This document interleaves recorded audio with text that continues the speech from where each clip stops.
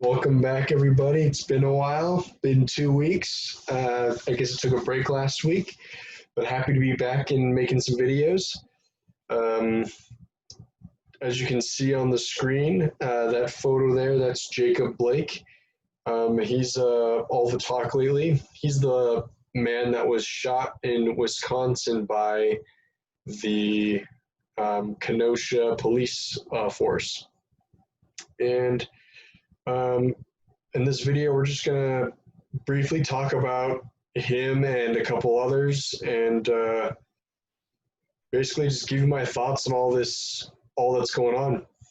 If you like the video, make sure to comment. I always respond to every single comment. Make sure to like and share the video, and also subscribe.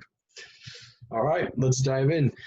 So here's Jacob Blake, and on this next slide, you see George Floyd, Breonna Taylor, and I believe his name is Rayshard Brooks. And three of these are four black people that have been shot I guess George Floyd wasn't shot, but all four of them have had dealings with the police, and three of the four have been killed. I believe Jacob Blake is going to make it through, but he's going to be paralyzed.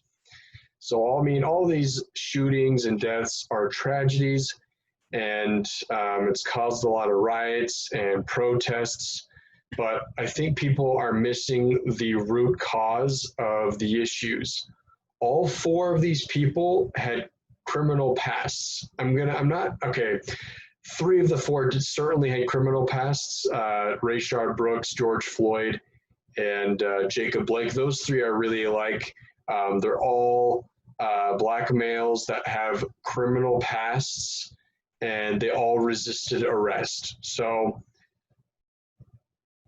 yeah, that's basically what happened with all three of them. They all have criminal pasts and were doing criminal things and ran into the police. And then when the police tried to arrest them, they resisted and they ended up getting shot, or in George Floyd's case, tragically had the knee put on his neck.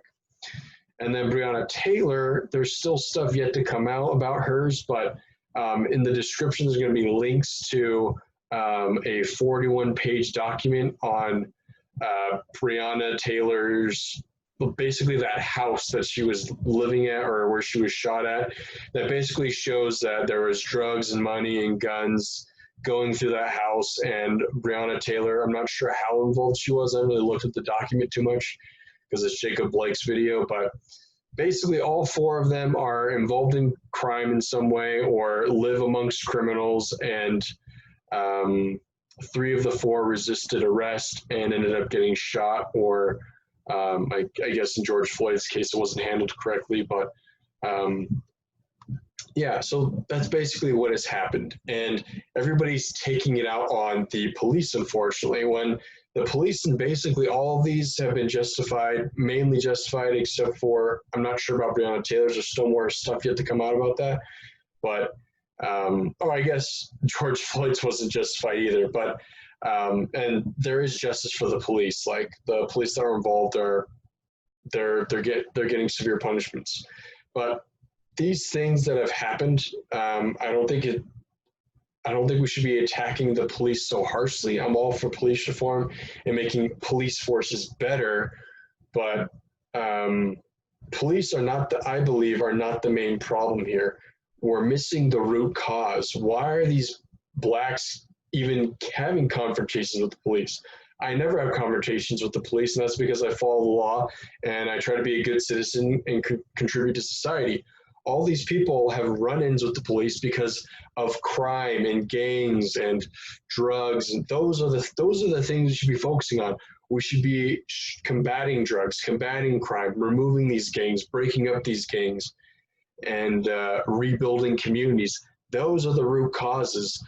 It's unfortunate that the police have to run into situations like this, that these people also have to run into situations like this. But the root cause is just, I believe, to be crime, drugs, and gangs. And if we can figure out a way to rebuild these communities and rebuild the Black community in general, there'll be less incidents like this. All right, so let's take a look at a little bit of the video. So this is a video on Steven Crowder's site. We're just going to go to the part that shows the video clip. I think Steven Crowder uses a good job at keeping things pretty factual, and he's always backing up things with sources. So we're going to go to the part with the video. And this is, a lot of people have seen the video where there are two videos, and a lot of people have seen the one video where it just shows Jacob Blake walking around the car. And then this video that Steven Crowder has, it shows that there was a, I don't know, there's like a little bit of confrontation with the police where like the police had him on the ground or something, and he was resisting arrest and got out of the police hands and was then started to walk around the car. And that's when the shooting happened. So let's watch this video real quick, just a couple seconds of it. There, right there, you can see the car. This was taped on an old graph calculator. Look, that's him on the ground, and the cops. So yeah, as Steven Crowder said, that's him on the ground, and the police are trying to arrest the man. So apparently this man has had many years of crime and done all sorts of stuff like being drunk and wielding a gun, or sexual offenses or domestic violence. So this guy definitely has a past, and the police knew coming into this scenario, coming into this arrest, that kind of who they were dealing with. And this Jacob Blake had an active warrant for his arrest because of some things he had done. So of course the police are going to arrest him in this situation. Trying to restrain him right there. See? Two cops trying to restrain him. On this side of the car, he gets up out of the restraint and starts walking around. And then that's the video that everybody sees. It's coming from over here somewhere where somebody's videoing on the other side of the street, and you just see Jacob Blake walk around the car. So with these two videos, you can kind of see a lot better picture of what exactly happened. Yeah. Mom, you have to get back. And we have no confirmation, by the way, whatsoever. All right, so that basically showed us that the police were trying to arrest him without shooting him. And Jacob Blake, just like Rayshard Brooks or George Floyd, tried to resist arrest, disobeyed the officer's orders, and ended up getting shot for it. And when you are a police officer in this situation, you have to think like a policeman would, be in their shoes. You can't always attack the police because they go through very high intense situations, because this person already had an active warrant for arrest.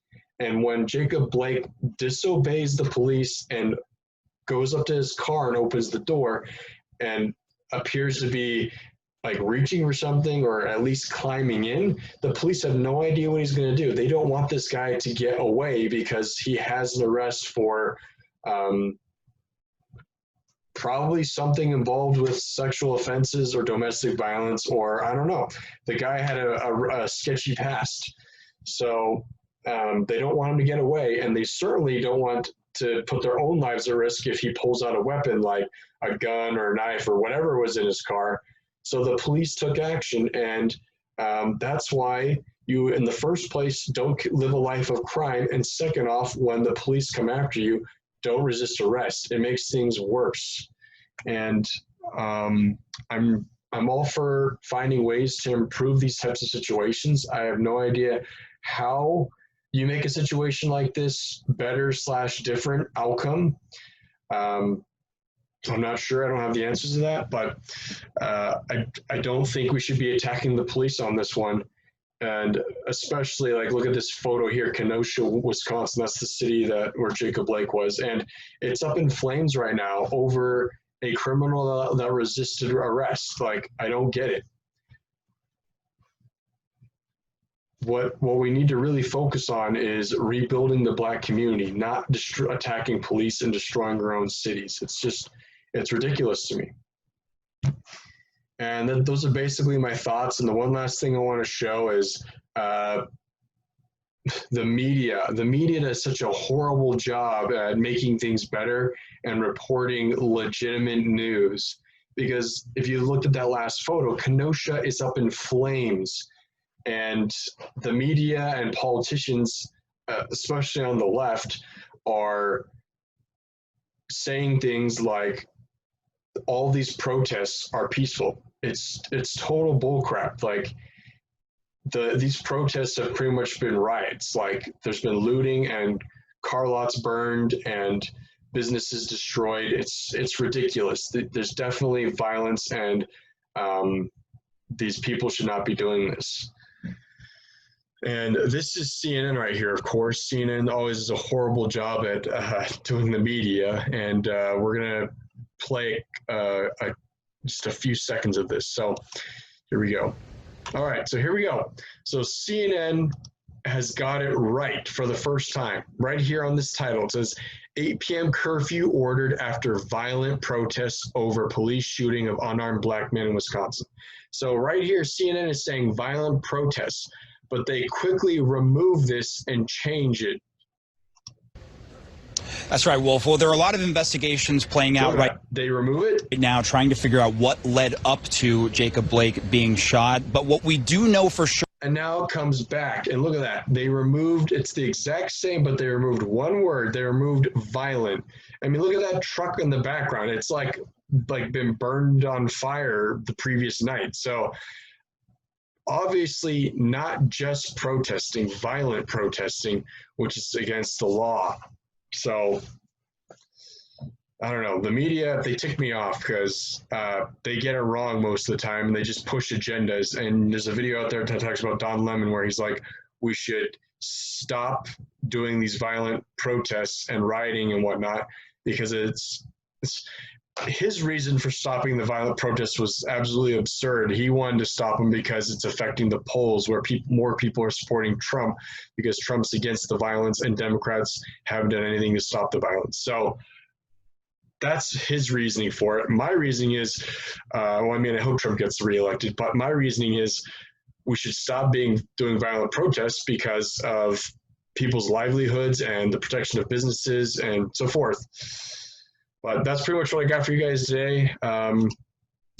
If you like it, please share and subscribe. And the question of the day is, do you think the shooting of Jacob Blake was justified? My thoughts are, yep, it was justified. Don't be a criminal and don't resist arrest. All right. Thanks for watching. We'll see you on the next one.